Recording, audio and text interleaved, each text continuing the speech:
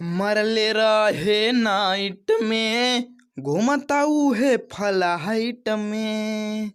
तो जी हाँ भाई लोग, नमस्कार प्रणाम। कैसे हैं आप सब लोग? दीवाना न्यूज भोजपुरी चैनल में आप सभी लोगों का स्वागत है। बहुत ही सुपर हिट गाना आया अक्षरा सिंह का। जी हाँ, अक्षरा सिंह का धमाकेदार गाना, जितना भी कहें उतना कम है।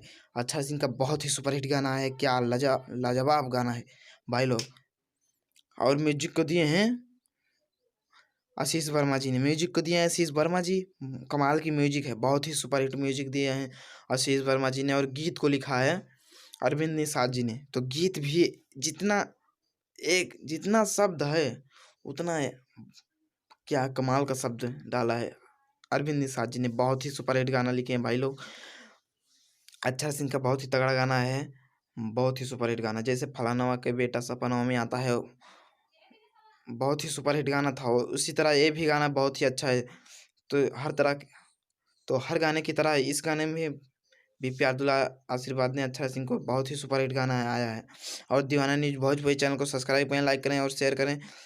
तब तक के लिए बाय बाय, टाटा। फिर मिलेंगे नई जानकारी के साथ नई वीडियो में।